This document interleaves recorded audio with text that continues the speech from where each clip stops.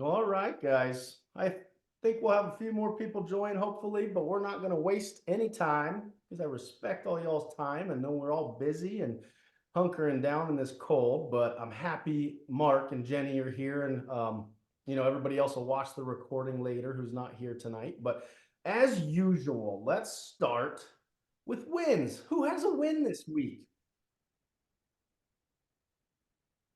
And everyone should share tonight. I could start. So day Yeah. 14 of the elimination diet, and I'm surviving. I thought it would be much harder than it was. I'm definitely in a routine, which is good. Not a creative person, but stepped on the scale and it was more than I thought I would have lost. So that was good. One thing that I thought was interesting too, I grabbed just a couple bites of just a typical baking potato. My stomach didn't like that already. So it's already acknowledged the food that I should be eating versus the food that I shouldn't. So that was intriguing to know. Yeah, that's really, I mean, it's cool. It's not great that you have a little stomach ache, but I mean, it's cool that your body's reacting, adapting this quickly. I mean, that's really, really cool. Yeah. And I think it just kind of goes to show how, I guess the way I think about it is, because I have a lot of buddies. Some of my best friends are firefighters here in Lincoln, and a couple of them are fire captains. And it's like, we talk about this in multiple different ways, but like the 4 alarm fires is what their passion. Like they want to save people, they want to put these big fires out. But the thing that burns them out and stresses them out the most is the little calls, right? The things that they don't necessarily need to go on. And that's kind of how our body works. How I think of it is like, these little 2 alarm fires that are going on in our body, like with food. That's a great example. Is you almost get so used to them that you don't even know what they're doing inside of you until you stop and eliminate. And then, as you reintroduce, you're like, whoa, I had no idea my body was reacting like that. So that's really cool. Anybody else wins?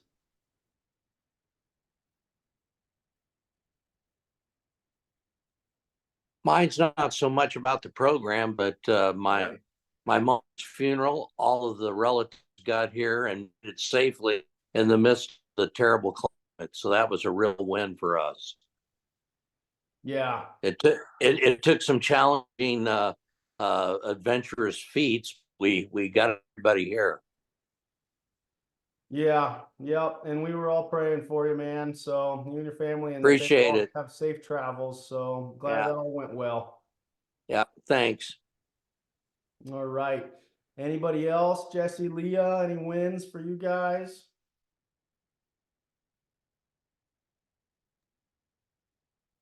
I guess I could share since I don't think I don't think other people have been on when I've been on. But, I guess I'm day 16 of my elimination diet, and this is something we've discussed. Is my sleep has been so much better. I have challenged myself to not use my normal supplements that help sleep or supplements, and I haven't had any issues sleeping since then. It's been pretty amazing deep sleep. I've had these crazy dreams. uh, it's like I don't normally dream like that. I used to. Um, Here in the past few years, it's tapered off, but it's right back. I feel rested. Um, I've even lost 2 pounds, about 5 pounds total so far. So those are really encouraged changes. And it's made it a whole lot easier to stick to for Yeah. me, for sure. Yeah, that's awesome. Congratulations. Sleep is so important, obviously. I think so many of us, we know that, but we don't maybe practice it like sleep. You can't recover, you can't heal without being in that sleepful state with that parasympathetic nervous system activated all night long. So that's awesome. Good job. Keep it up. Keep going. Does anybody else want to share? And if not, that's great. Leah? I guess I could share that my big win was going over all my lab work with you, and it was really great to just see all the test results and the fruit of doing the tests, and it kind of has helped me to want to get more serious about the program and following through with all of the different recommendations. So I think that's a big win, 'cause during the holidays I was definitely floundering. So I'm happy to have the test results. I think it's good timing. Yeah, So that's thank you. great. Thank you for that. Absolutely. I think it's just fun. I think it's a win for me tonight just to hear you guys. Like some of you aren't to the point where we've run labs yet and gone over them and made, strategic changes. And you're already seeing changes. So it's like that's just that much more confidence to like when we actually get some of these results and know what your biochemistry is doing. Holy smokes, like we start to implement these strategies and you guys are gonna like take off. So that's awesome. I guess my wins, if you guys all look at the chat area of the screen, I already kind of pre-put these in there. This week, so was it last night? Last night I did a webinar that was just kind of broadcast out to our patient base, and I was doing some social media marketing. And so I had a really good turnout, had some technical difficulties during it. I don't know if everything's frozen in Nebraska, but it all froze up on me about halfway through. But I got great feedback anyway. And so in the chat area, I'm just going to ask you guys a favor. So first of all, if you're not, you probably none, I don't think any of you follow my Facebook page. I created a Facebook page called Dr. Scott Keller Functional Medicine. So I wanted to let you guys know that because I've just forgotten to tell you that. Instagram is Doc S. Keller. It's just going to be content. Like you guys are getting a ton of content in this program, but it's just going to be tips and tricks and tidbits of information in the social media world. And then the free webinar, I'm doing another one next Thursday, the 25th. So I didn't write that on there, but Thursday, 25th at 7. Let me type this in there so you guys can write it down or copy it.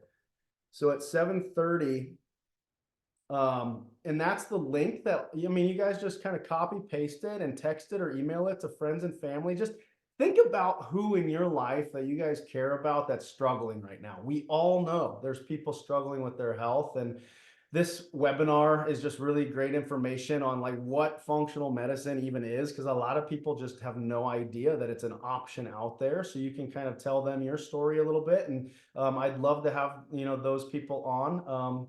So yeah, if you guys could do that, that'd be awesome. So other than that, let's see. I think I'm good. So okay, so I'm excited because tonight we have a guest expert, and I'm telling you, okay, Mr. Doug Garrison is his name.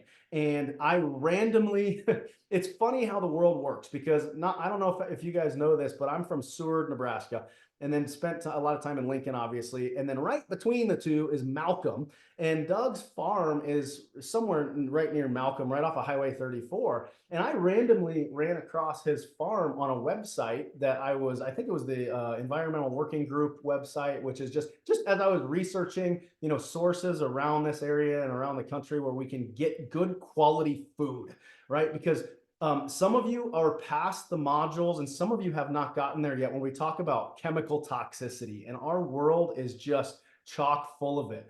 The chemicals that are in our food, the chemicals that we put on our skin, with products, the chemicals we breathe every day. Guys, it's just crazy. I don't think anybody really appreciates what that's actually doing to our health. And so it can get overwhelming. But as you guys know, I'm all about small, sustainable changes and goals over time. This is a marathon, not a sprint. But I'm excited for Doug to share what he's doing with his farm. And he can introduce himself and tell his story. But in the modules, I don't think any of you have gotten, because I recorded a more of a formal talk with Doug giving a presentation, and it's going to be in your module. So I'd really, really encourage you guys to watch that when you get to it, and then give him some business. He has got the best beef and chicken, and I'm going to let him tell you what he has, and the reason that it's so important to our health. So Doug, thanks for being here tonight. I just want you to take it away, introduce yourself, and tell everybody your story. All right.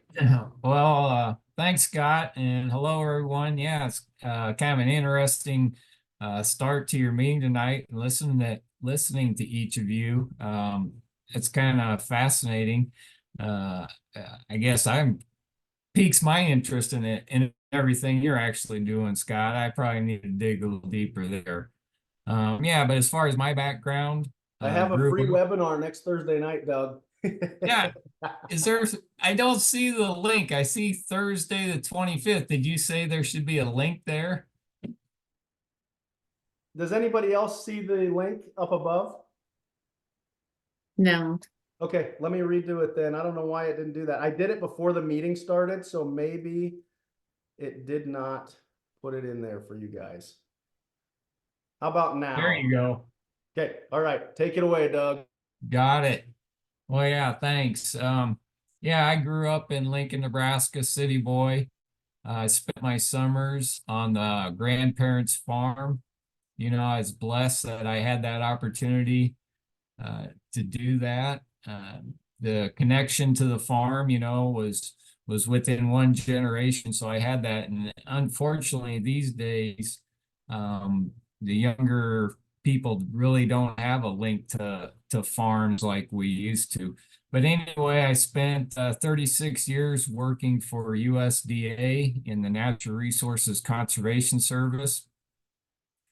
1997, we had an opportunity to build a house out here between Seward and Lincoln, like Scott described. It's on a piece of property that my in-laws owned, and it's a quarter section of land, and they sold us 20 acres here to build the house.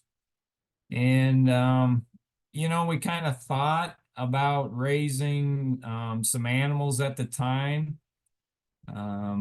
Sheila, my wife, her dad had Herefords back in the day growing up, so she was interested in cattle.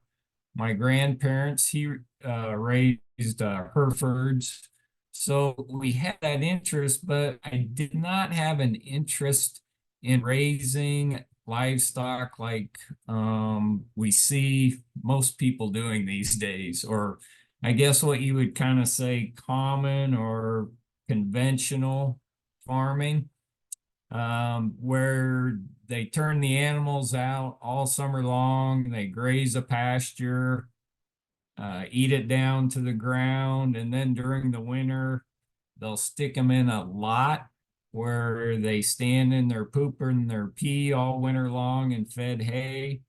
That was just not appealing to us. So we really didn't do anything for a number of years. We kind of started cleaning up the place a little bit. It was kind of overgrown with trees.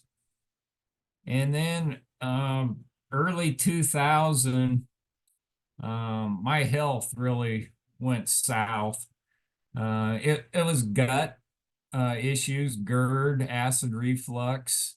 You know, I didn't know it at the time. I went to every expert I could find, or at least I thought they were experts. They're traditional doctors that just put me on this purple pill or that pink pill, and basically told me I'd have to take a pill for the rest of my life.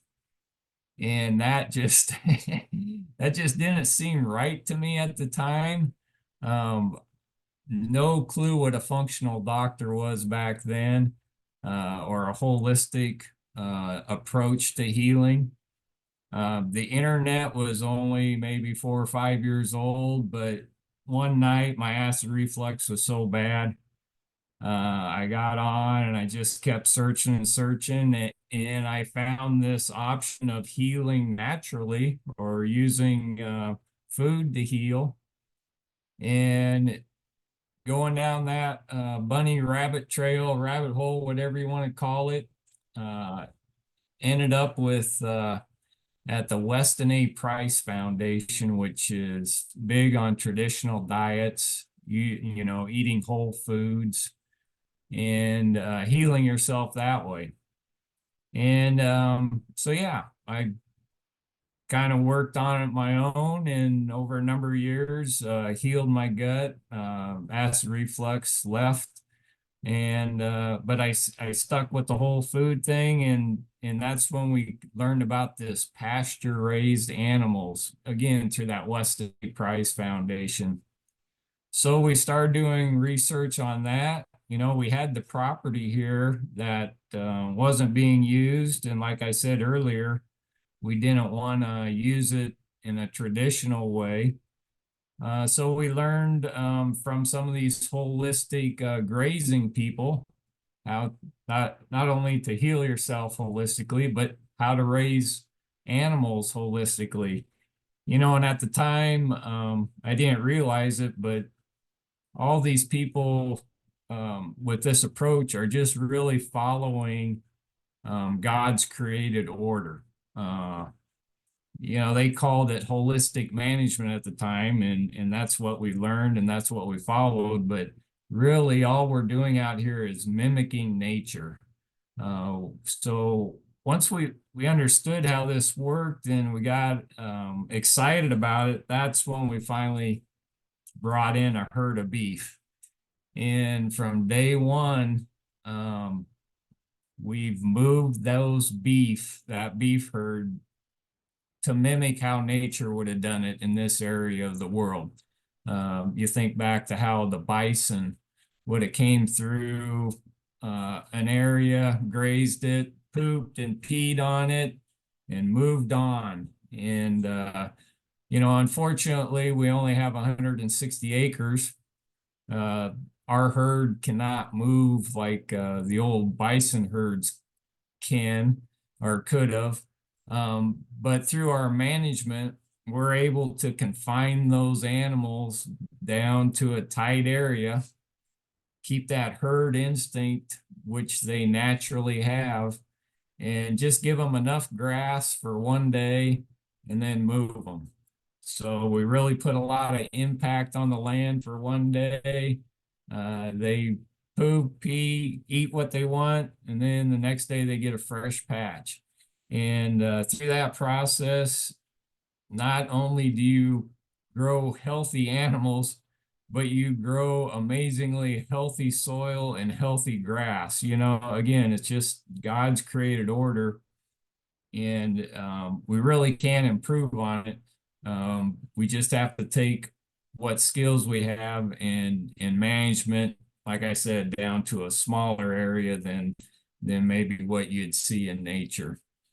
So yeah, we started with beef herd in 2011 then, and really didn't know what we were doing, except we just knew we wanted to move them very frequently. And doing that process, we've had excellent animal health. We don't use vaccines. We don't use antibiotics. These are ruminant animals. We did spend quite a bit of time up front sourcing these animals from an all grass-fed herd.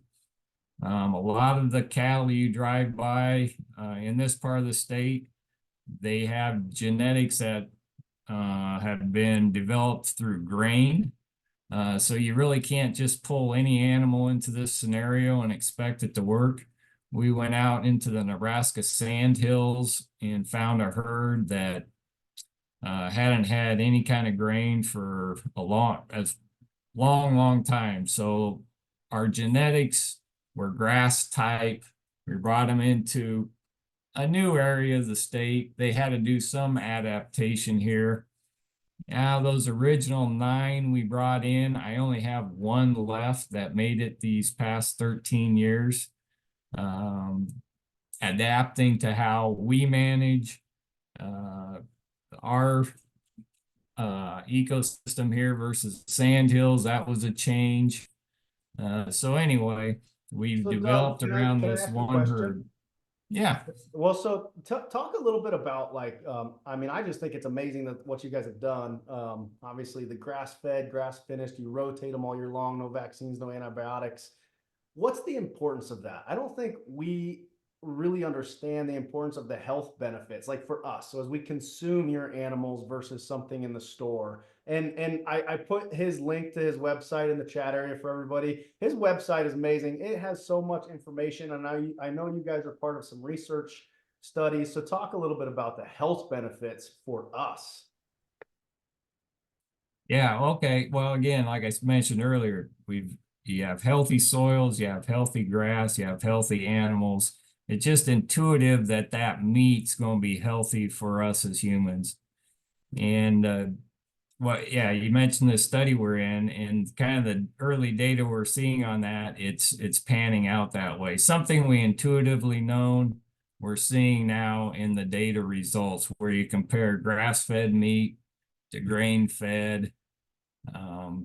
It just the different trace minerals, phytochemicals. I can't even say some of the things that these researchers are talking about, but even organisms that are in the soil that are beneficial for us, that the only way we can get them in our diet is it goes up through the grass into the animals and then we eat the animal. It's just bizarre things that are all interlinked, this holistic thing. So I don't know, did I answer your question there, or? Yeah, I think so. And then I just know, so I think a lot of people are familiar because if you click on your website, the first page it talks about the omega 6:3 ratio, for example. I think most people know what omegas are and how important omega 3s are to our health in so many different ways. So, I mean, gosh, there's a diagram on, like I said, right when you open your website that shows the omega 6:3. So if you look at the 6:3 ratio, you want that to be very low. And then compared to the grocery store bought grain fed beef, it's just astronomical how terrible that ratio is. And that is just, that's devastating for our health. And so, again, in a lot of different ways, but I'd say the most common thing that we probably think of is cardiovascular risk. And I know a lot of us in this group have genetics that are cardiovascular risk, and right now we're kind of setting ourselves up for some issues in that. So I think that's where this becomes really important too. So if you have anything to add to that. Yeah, and I guess back to your points on the chemicals or whatever, antibiotics, added hormones in the feedlot beef. Those animals can't stand in their poop and pee constantly without having these antibiotics in their feed. They call them subtherapeutic. They're just very tiny amounts of these antimicrobials in their food that they're constantly putting through their system. It actually increases their weight gain also. So yeah, when you're eating a feedlot beef, it's just not a natural meat. It's, it was all good intentions early on to feed the world or feed everybody cheaply. But when money got involved and you're paid by the weight, there's all these little tricks to the trade to make an animal gain faster so they can make more money. But some of those techniques end up making the meat not very good for us to consume, I guess is a good way to put it. Listening to you earlier, you talked about your toxin load. And yeah, some of those things in our food that make the animals grow faster are actually toxic, not only to the animal itself in a certain way, but they're toxic to us. Yeah, and you guys have beef, but you said you have pigs and lamb now as well, and chickens, right? Are those the four? Yeah, that's right. So the sheep and the beef are ruminants, so they can get by strictly on just the grass that we raise here on the property. And it's amazing over the past decade how our grass has improved by grazing. So animals are key to making the environment better. Now, as far as the pork and the chicken, now those are single stomach animals like us. They're both, I guess you'd say, they're omnivores. So they need more than just grass. So they do get some grains, and we source non-GMO grains, not specifically organic. We do some organic grains, but the main thing is we eliminate the soybean and the corn from the feed for both of those animals. Any kind of product you pick up in the store is going to have some kind of corn or soy in it. I don't care if it's in a box or if it's in the meat shelf. There's been corn and soy, and I think that's probably causing some of our allergy problems these days because it's just in everything. So we eliminated all corn and all soy in those animals that do require grain. And it gives you definitely a different flavor in the animals. I think any kind of grocery store meat would be very bland, again, because of the corn and the soy is just everywhere. Well, it's just not very good for our taste buds. Just it's in everything. Right. Well, I mean, gosh, that's great information. Do you have anything else that you want to add in? Does any, or we can open it up if anybody has questions too. Feel free to chime in.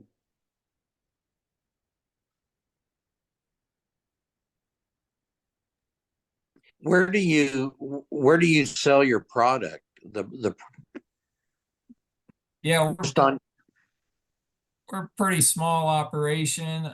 Word of mouth, direct to consumers. We sell it right out of the farm here. Okay. The Nebraska Food Co-op is an online farmers market. You can take a look at that website. We have order windows that run for a number of weeks, and then at the end of that cycle, we aggregate from farms all across Nebraska and then deliver to drop-off points. So we do have some product on there, not a lot. Most of it's direct sales. The beef and pork that we have here at the farm is, for me to sell it legally, it has a USDA stamp on it. We process it at USDA approved processors. Now the chickens, we don't have a USDA processor for chickens.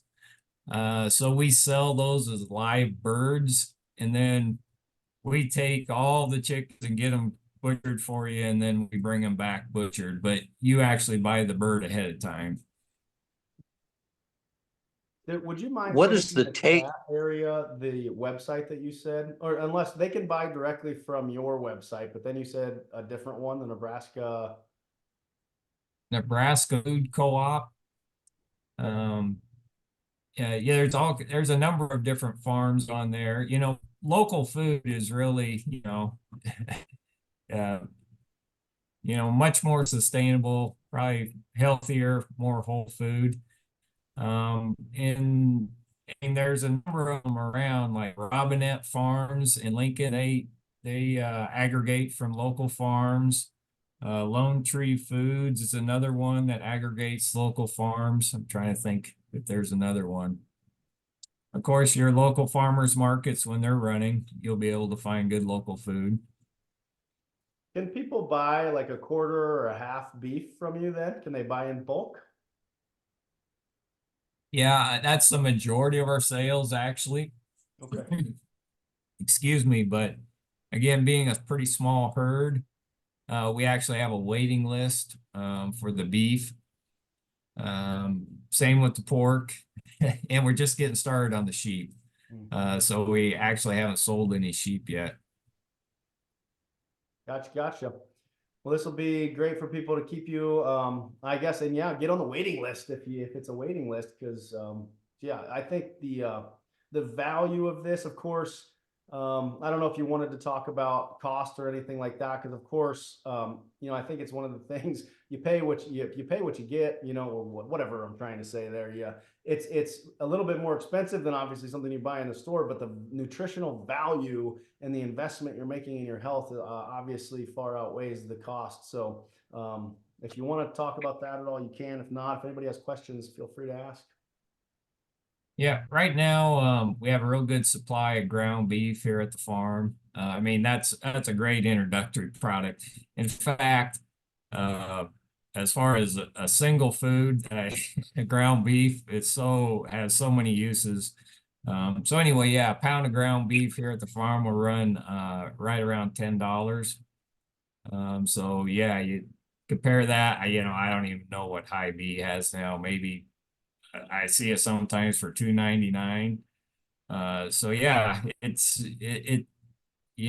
a hard leap to make for folks. I know you really have to, what do you want? Do you want to pay the pharma or do you want to pay the farmer? Is the way I kind of look at it. And yeah, our customers, in fact, I delivered beef into Fremont earlier today, and it's a common first time customer. All I heard from her was I have some kind of health issues, and sometimes they're more open, sometimes they're not.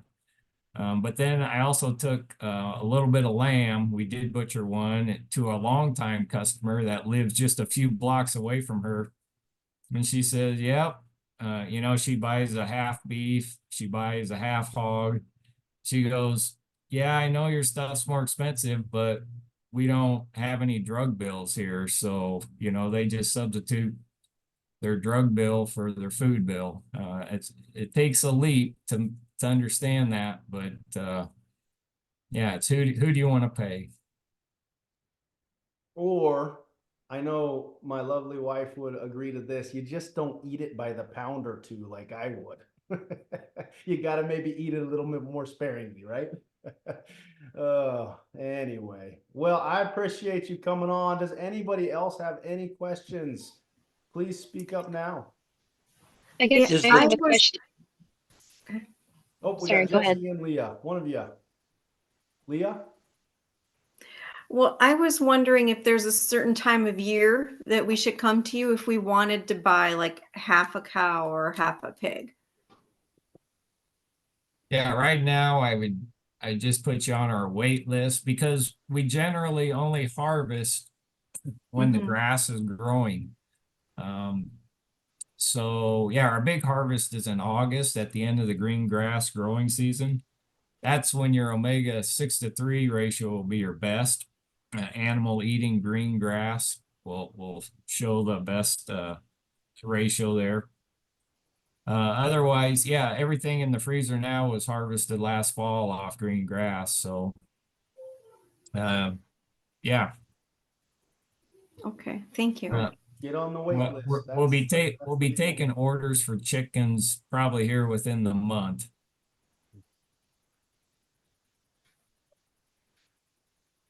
Jesse? how's the taste differ?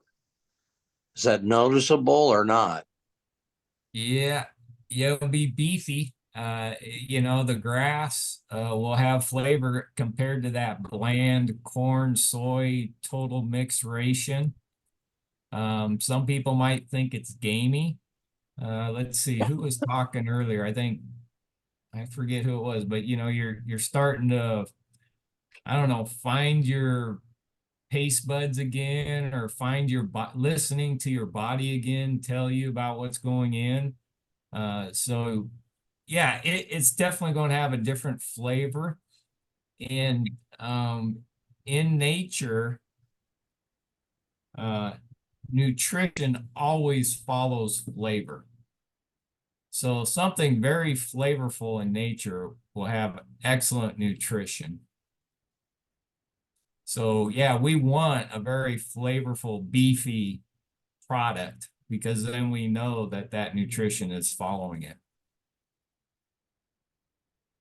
Have you ever had that? You just happen to find that one apple in the grocery store that, oh my gosh, that thing tastes great.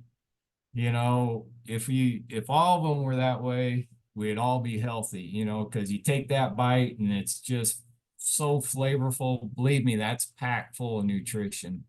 That's just how God created things to work.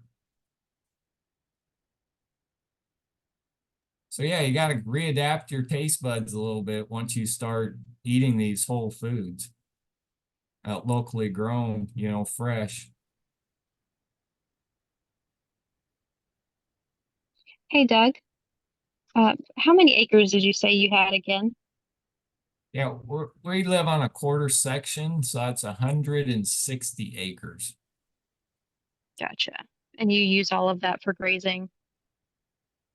Yeah, we rotate the herd all the way over those acres. I don't know if you're familiar with CRP. It's a government program that sets some land aside into permanent grass cover. We're only allowed to graze those acres every other year. So we got about 70 acres of that. So we split that in half and we graze Right. 1/2 one year. So yeah. I'm actually very familiar with CRP. I'm a biologist. I'm a wildlife biologist, and so I'm really excited to hear the Mhm. things you're doing. It's rare. What you're doing is very rare. I don't know. Do you have a feel for if there's any other people around here in this area? I know it's more common in the sandhills, like you said, you know, those people are accustomed to like reading the landscape and really fine-tune grazing management. But this is not common around here. So I guess, how did you get started with that? Who have you been like picking their brains about this? Because this is something that's tough to get into. Yeah, again, my background working for Natural Resources Conservation Service kind of gave me a little bit of a foot up on some of these ideas. My mentor was Paul Rohrbach down by Tecumseh. That's Pawnee Pride Meats. Yeah, I mean, their product be very similar to ours. Check them out. My other mentor was Range West Beef out by Aurora. Unfortunately, Luke Jacobson started that and he just passed away a while ago, but I'm thinking the family's trying to keep it going. Yeah, my other mentors that are nationally known, like Greg Judy, Gabe Brown, Kip Farrow. I mean, there's some of those people out there that you just learn from.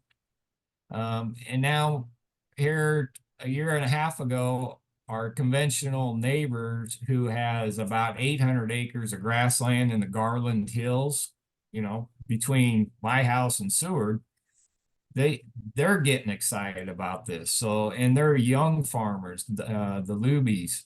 So we're kind of trying to help them along, you know, so hopefully there'll be more of this coming online. We need more young grass farmers doing this for sure. Which Luby family is that? I know a lot of Lubies from Seward, Staplehurst, all these. Cody, and I think Cody's the younger brother. I can't remember. I'd have to look up the older Okay, brothers. that's all right. I was just curious. I probably know them. Any other questions? Thank you guys for all the great questions. If anybody has anything else, I don't want to cut it off, but Well, I was actually asking or wondering about with all the cows out there, do you have dairy? Do you sell dairy at all? Yeah. If we did, we know we could sell out instantly. You know, gosh, we used to have a really good source over here by Branched Oak, but they closed up. I don't know, Shadowbrook, that would be goat milk. But they might have raw dairy. Otherwise, for my raw milk, I have to drive clear out to Aurora. Bethany Hohenfeld with the classical cow. There's a young farmer by Roca that's just getting started. They just bought some Jersey cows from the Little Red Barn down by Palmyra. So yeah, raw milk, that was huge in my journey to healing my gut. Good question. Okay, thank you. yeah, do you know much about the Little Red Barn? I guess that's kind of out our direction, and I've never actually visited it. I've driven by, but I've heard a lot of good things about it. Yeah, I've never visited, but I hear okay things about them. Yeah. Okay. Great resources. Thank you for sharing all those. You know, for local food, buy fresh, buy local is the website. Supported by University of Nebraska Lincoln, actually, and you can find a bunch of local farms on there. Okay, buy fresh, buy local. Cool. All right, going once, going twice. Any other questions?